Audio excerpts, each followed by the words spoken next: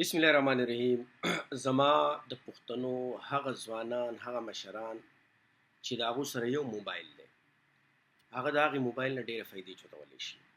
او هغه ځوانان چې هغه انپړ دي نو هېڅ خبره نشته. د انپړ نه مطلب دا دی چې هغه په سکول کې سبق نه دی ویلی، خو خیر که چا پنځم هم ویلی نو څه غټه خبره نه ده. نن په دې ډیجیټل دور کې د هغه دپاره هم د ګټې ډېر شی ذرایع شته په دې یو موبایل کې. بیا بل طرف ته هغه ځوانان چې هغو سکولونه وایي، هغه یونیورسټیانو ته ځي، هغه کالجونو ته ځي، خو زما په خیال چې دا کم تعلیم هغه حاصلی، دغه تعلیم اوس ابسلیوټ دی. دغه تعلیم کم چې صرف د په تیورۍ باندې بیسډ دی، هغه هېڅ فایده نه ورکوي.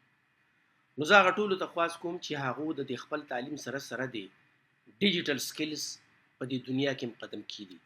که کم کس په ډیجیټل دنیا کې قدم کېنښودو نو زه تاسو ته دا وایم چې آینده 9 کالو کې به هر هغه پی ایچ ډي چې هغه صرف تیوري ویلي ده او هغه صرف ټیچینګ کولی شي، هغه به انپړ ګڼلی کېږي، او چې د چا سره څه ډیجیټل سکل دی هغه به تعلیم یافته وي په راتلونکي دور کې. ځکه چې اوس د دغه ډګریانو دور ختمیږي، اوس د پریکټیکل دور شروع شوی دی. اوس په دنیا کې صرف او صرف هغه کس پیسې زیاتې ګټلی شي، هغه کس زیات کامیاب دی چې هغه له څه هنر ورځي او هغه هم ډیجیټل هنر. نو زه به ستاسو سره په دې پروګرام کې د یوټیوب په دې لاره باندې زه به هغه پښتنو ځوانانو ته، هغه مشرانو ته، هغه زموږ ماشومانې چې دي چې په کور کې دننه ناستې دي، هغو ته به موږ هغه سکلز ښیو چې هغه د هغې نه څه ګټه کولی شي. که موبایل ورسره وي بس بیا ترې ګټه کولی شي، او یو ورسره انټرنیټ وي.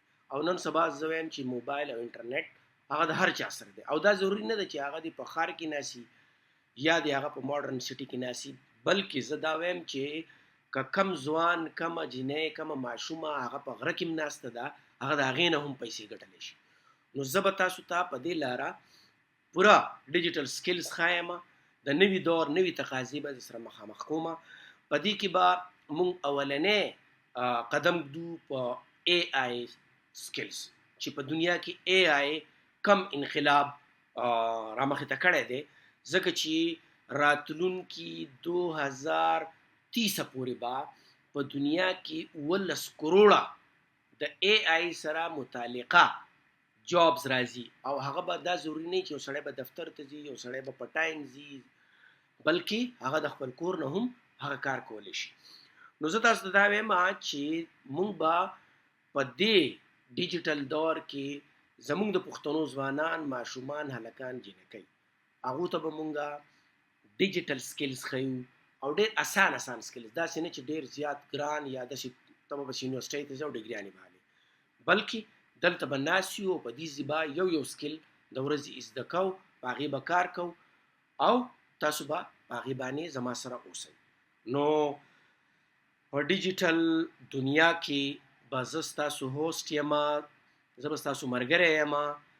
پرو لرن 360 په دې یوټیوب باندې به مونږ د پښتنو ځوانانو، د پښتون قام دپاره خپلې هلې ځلې پیل کوو. نو زما سره اوسئ. د خدای په امان.